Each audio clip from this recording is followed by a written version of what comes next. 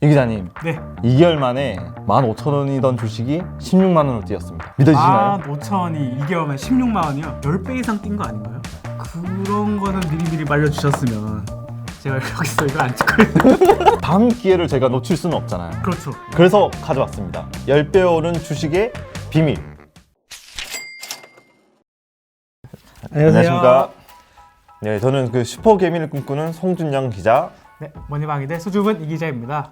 네, 정말 오랜만에 뵙네요. 네, 그리고 촬영 네. 자체가 저도 굉장히 오랜만에 하는 것 같아요. 정말 솔직하게 말씀드리면 다시는 못 볼 줄 알았거든요. 저는 다시 볼 거라고 믿고 있었습니다. 믿고 있었습니까? 네, 앞으로 자주 저희 둘이 네. 뵙게 될 것 같네요. 단짝이 되지 않을까. 네, 네. 항상 기대하고 있겠습니다. 그 요즘 시장 상황 좀 어떻게 좀 보세요? 네. 지난해 말보다는 조금 시장이 가라앉았다고 봐야 될 것 같은데 맞아요. 그러니까 이런 시장 상황 속에서도 무려 10배 오른 종목도 있습니다. 저는 지금 2~3% 오른 걸로 좋아하고 있는데 10배나 올랐다. 네, 10배 올랐습니다. 정말 저 같은 주린이로서는 꿈의 종목이라고 할 수 있는데요. 도대체 네. 어떤 비밀이 있길래 10배씩이나 이렇게 한 번에 가격이 오를 수 있는지. 그래서 오늘의 주제는 10배 상승한 주식 그 비밀은 입니다.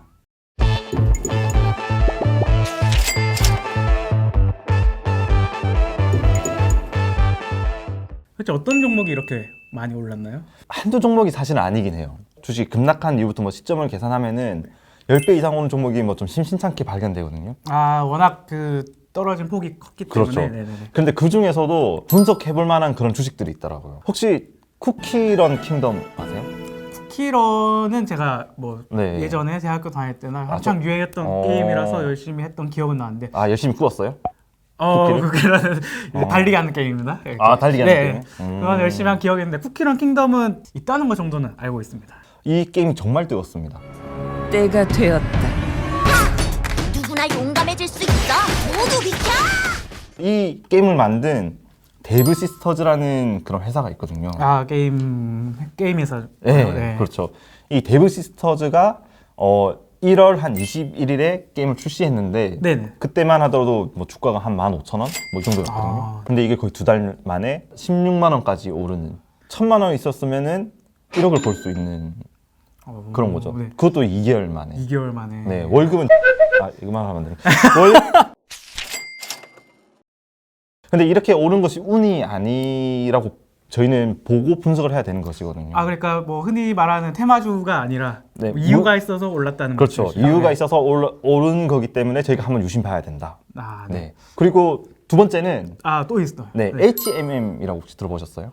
제가 알기로는 옛날에 현대상선. 맞습니다. 네네. 네, 현대상선이 이 산업은행 쪽으로 넘어가면서 이름을 HMM으로 바꿨거든요. 1년 만에 주가가 10배 올랐습니다. 그것도 대단한 거죠, 사실. 그것도 정말 대단하고 사실 그 산업은행으로 넘어갈 당시만 해도 네. 제가 기억하기로는 법정 관리가 되느니 안 되느니 했던 그러니까요. 종목인데 지금 1년 만에 10배 오른다는 게 되게 좀 놀랍네요. 이 종목은 뭐 10배까지 오른 종목은 아니지만 약간 네. 비슷한 그런 성향이 있어서 네네네. 특징이 있어서 제가 들고 와봤는데 효성 TNC라는 종목입니다. 네네네. 네, 들어보셨어요? 아니요, TNC? 효성 TNC는 처음 들어봤어요. 네. 이 스판덱스 네, 레깅스 네, 네, 입으세요? 네. 아니요. 남자 입으면 안 되나? 아니 입어도 되는데 네, 제가 네. 요가나 필라테스 같은 거 안 해가지고. 네. 평소에 입거나 아니요, 그러면 안 돼요? 그러세요? 근데 왜냐면은 이 요즘에 보면은 레깅스 패션이라 해가지고 네. 길거리에 정말 많이 이렇게 입고 다니시기도 하고 패션이 되기도 네네. 하고 등산 많이 다니면서 네, 맞습니다. 맞아요. 이런 그런 스판덱스 소재를 생산하는 회사예요.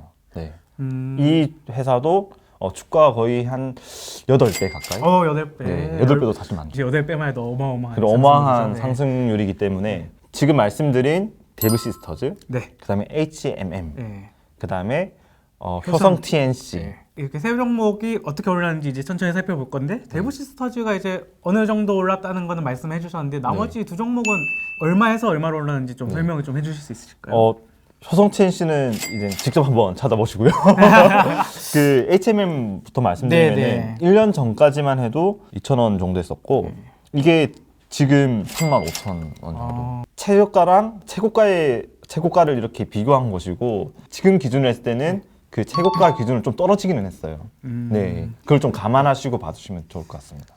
이제 말씀하셨던 것처럼 이전의 콘텐츠들은 이제 앞으로 어떻게 될 거에 전망 위주였다면 지금 네. 말하려고 하는 거는 좀 사후 분석적인 측면이 있는 거죠. 아 그렇죠. 직장인들이 네. 가장 요새 가장 많이 하는 말이 뭘 것 같으세요? 그때 살 걸. 네, 대본에 있는 정확한 그대로 말씀하세요. 주식 창을 보면은 이때 샀으면은 내가 몇 배 먹었을 텐데. 그렇죠. 상상의 나래를 네. 펼치잖아요. 이런 걸 한번 조금 방지해 보고자 왜 이 종목들이 올랐을까?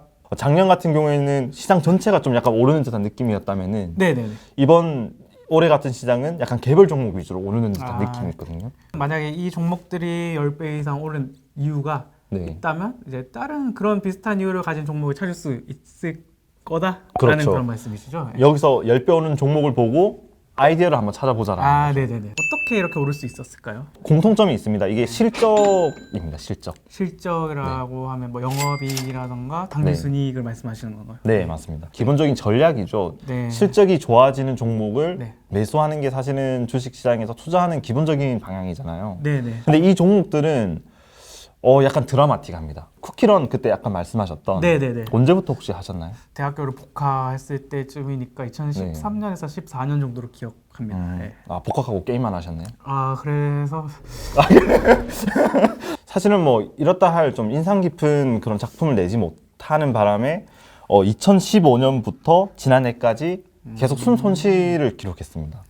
그러니까 그 쿠키런 인기를 히트작을 하나 내고 그 뒤로는 따로 그렇죠. 마땅한 그게 없었단 말씀이시네요. 그렇죠. 2015년부터 작년까지 2020년까지 순손실이 705억 원 정도. 손실만 누적으로 네, 네. 5년, 약 5, 6년 정도 되네요. 네. 이랬던 종목이 대반전을 이루게 되는 거예요. 최근 실적이 좋아질 것이다. 왜냐면은 쿠키런 킹덤이 올해 1월 21일에 그 출시를 했거든요. 그럼 아직 실적이 집계는 아직 안 된 상황이겠네요. 그렇죠. 1분기 당연히. 집계는 안 네네네. 됐는데 이걸 유추할 수 있는 게 왜냐면 네네. 구글에 뭐 어떤 매출 순위라든지 이런 것들이 그렇죠. 나오잖아요. 네네네. 근데 쿠키런 킹덤 같은 경우는 IBK 투자증권이 어떻게 전망을 했냐면 전년 대비 286.6% 증가한 2,744억 원 매출액이 매출액이 네, 네네네네. 올해 그 연간 네, 네, 그 네. 예상 순이익이 예상이에요. 네. 영업이익은 1,022억 원. 그러면 이제 뭐 당기순이익은 뭐 모르겠지만 영업이익만 생각을 해보면 5년 동안 손실이었던 거를 1년 만에 그렇죠. 1년 만에. 오히려 다 메꿀 수 네. 있을 거란 얘기네요. 네. 뭐 다른 증권사 같은 경우는 뭐 상반기 만에 그 5년간의 누적 그 순이익을 충분히 메우고도 남는다. 저 방금도 확인해봤는데 거의 10위권 안에 이렇게 꾸준히 올라와 있거든요. 대박을 터트리면서 주가가 거기에 맞는 리밸런싱, 그게 새로운 기준에 맞게끔 주가가 튀어오른 것이죠. 어떻게 보면 당연한 수순이라고도 볼 수 있겠네요. 그렇죠. 네. PER 개념으로 봤을 때 데비시스터가 지금 시가총액이 지금 1조거든요. 이게 이미 주가가 네, 엄청 네, 네, 뛰었잖아요. 네, 네. 근데 이게 그 올해 1월까지만 해도 한 2천억 원, 1,500억 원에서 2천억 원 정도였는데 순이익이 1,000억 원을 낸다면은 PER이 거의 2배잖아요. 그렇죠. PER 개념 빼고서라도 네네네. 시가총액이 이 데비시스터의 시가총액이 2천억 원이에요, 만약에. 네네네. 근데 순이익이 뭐 1,000억씩 내고 뭐 1,000억이 안 되더라도 뭐 800억, 700억을 낸다면은 주가가 안 오르는 게 이상한 거예요. 그렇죠. 네. 실적이 크게 개선됐다는 것이 이제 새 회사의 공통점이라고 하셨는데 그럼 네. 다른 회사도 마찬가지인가요? 마찬가지입니다. 그 HMM 아까 전에 그 말씀하셨던 네. 그 법정 관리 들어갔던 갈 뻔한 뻔했던 네. 그런 해운 회사거든요. 네. 이것도 2015년부터 네. 2019년까지 5년 연속 순손실을 기록했습니다. 그러면 데브시스터즈랑 비슷한 흐름이었네요. 네. 계속 손실만 냈으니까. 손실만 네. 내는 회사였죠. 그리고 심지어 영업이익 같은 경우는 2011년부터 줄곧 적자였습니다. 네네. 영업 적자만 따지면 뭐 9년 정도 네. 쭉 손실만 기록했던 회사가 그럼 어떤 변화가 일어났나요? 영업 적자라든지 이런 것들의 배경은 해운업황이 너무 안 좋았거든요. 네네네. 네, 선적의 공급은 많고 어떤 그런 수요나 이런 것들에 대비해서 너무 많아가지고 기본적인 운임이 확 떨어지면서 이렇게 네네. 적자가 났던 거였거든요. 근데 이게 네. 반등을 하게 됩니다. 지난해 말씀하시는 네. 거예요? 그런 과정에서 어떤 구조조정도 있었고 그리고 작년에 코로나19가 물론 있었지만 물동량이 증가했었거든요. 네네. 네, 물 실어 나르는 네, 해운 산업이 해운 산업이 상황이 좀 맞이했다고 보면 그렇죠. 되나요? 반등을 한 거죠. 네네네. 운임이 상승했거든요. 운임이라고 하면 네. 비용 말씀. 그렇죠. 그러니까 받을 수 있는 비용 말씀하시는 그렇죠. 거죠? 이 선적을 하면서 받을 수 있는 비용인데 상하이 컨테이너 운임 지수가 올해 1월 달에 거의 고점을 찍었어요. 네. 그 HMM 같은 경우는 컨테이너선 그 매출 비중이 거의 90%거든요. 방금 말씀하신 그 상하이 운임 지수가 네. 거의 매출로 연결이 된다고 보면 되겠네요. 그렇죠. 네. 보통 장기 계약이나 네. 이런 것들을 4월쯤에 하거든요. 지금 이맘때쯤 이렇게 하는데 기준이 되는 게 이런 그 운임 지수 같은 기준이 되거든요. 이걸 토대로 이렇게 협상을 하게 되는데 이게 작년보다 훨씬 더 높아져 있으니까 운임의 상승에 따른 어떤 실적 개선 기대가 나올 수 있는 거죠. 혹시 뭐 전망치라던가 그런 네. 게 나온 게 있나요? 대신증권에서 나오는 그 보고서를 보면요. 네. 그 매출은 그 작년 대비 46.7% 오른 9조 4천억 원. 40. 네. 47% 온다는 게 대박이거든요. 지난해도 정말 드라마틱하게 개선이 됐는데, 개선됐는데? 거기서부터 또 46%가 더 오른다 말씀이시죠? 그렇죠. 네. 영업이익 같은 경우는 3조 1천억을 예상했는데 이는 무려 지난해 대비 213.6% 오른 전망치입니다. 엄청나게 이렇게 뛸 것이다라는 그런 전망이 있기 네. 때문에 이런 것들을 선반영하면서 네. 가파르게 상승을 한 것이죠. 아, 요즘 정말 유행하는 선반영. 그렇죠. 선반영. 213%라면은 저희 월급이 얼마 올랐죠? 정도. 비밀 아닌가?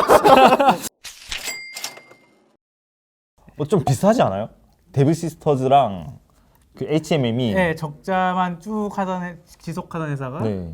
올해 드라마틱한 실적 개선이 네. 기대된다는 점. 나머지 한 회사도 마찬가지겠네요. 적자 기업은 아니에요. 업황이 너무 안 좋다라고 전망이 돼버린 거죠. 코로나19 때문에 수요가 너무 급감했거든요.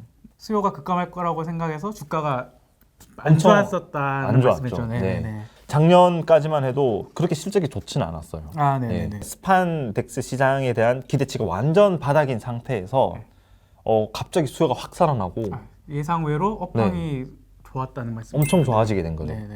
이것도 보면은 키움증권이 그 올해 1분기 영업이익만 보면은 전년 동기 대비 142.5% 늘어난 1,904억 원. 근데 이게 영업이익이 그 142.5%가 이렇게 늘어난다는 거는 네. 정말 쉬운 일이 아니거든요. 특히 제조업에서는 그렇죠. 네. 뭐 IT 기업도 아니고 단순하게 생각해도 네. 공장이 제한적이니까 뭐 네. 그거를 파는 생산이 아무래도 확 늘어날 수가 없으니까 이만큼 네. 142% 성장하는 네. 거는 쉽지 않죠. 그렇죠. 제가 효성 TNC가 물론 10배는 안 올랐지만 가져온 이유가 뭐냐면 네. 약간 실생활에서 좀 느낄 수 있는 네네네. 네, 뭐 해운은 저희가 실생활에서 느끼기 좀 쉽지는 않잖아요. 그렇죠. 네. 근데 뭐 스판덱스라든지 뭐 이런 거는 뭐 눈에 보이는 것들이니까 네네. 사람들이 많이 사고 있네. 뭐 주변에서 뭐 사고 있네. 뭐 이 정도로 판단할 수 있는 네. 것들이잖아요. 네. 앞으로도 이런 종목이 안 나올 거라는 보장은 없거든요. 물론 또 나옵니다. 네네. 주목할 만한 분야 같은 게 있다면 네. 혹시 어떤 게 있을까요?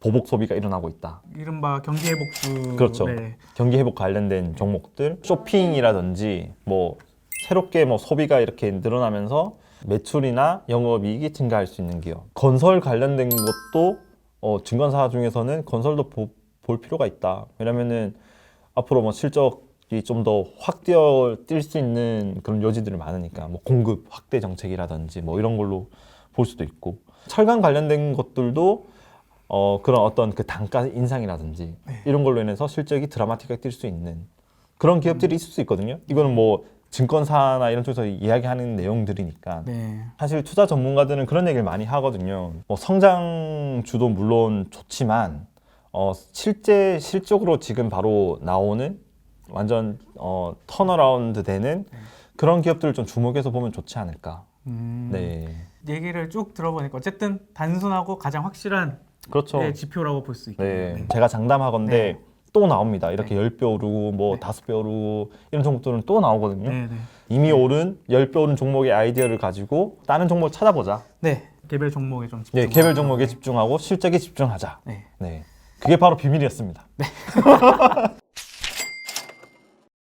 네, 지금까지 저희가 그 10배 오른 종목들 왜 이렇게까지 올랐을까라는 것에 대해서 저희가 한번 이야기를 나눠봤고요. 다음번에는 좀 더 재미난 주제로 네, 다시 한번 찾아뵙겠습니다. 네, 지금까지 수줍은 이 기자. 네, 저는 수줍은이었어요. 소심한이 아니야? 뭐 비슷하죠. 뭐. 비슷한 거예요? 저 이제 알았네요. 앞으로 친해져야 되니까. 네네네. 수- 너무 부정적인 너무 어감이라서. 부정적이야. 네. 하지만 투자는 약간 큰 그러니까 마음으로. 투자야말로 정말 소심하게 하고 그래요? 있는 그건 소심한 기자 맞는 거 아니에요? 맞아요. 아닌가? 지금까지 네. 저는 슈퍼 개미를 꿈꾸는 송준영 기자였고요. 네, 지금까지 수줍은 이 기자였습니다. 네, 감사합니다. 구독과 좋아요 부탁드립니다.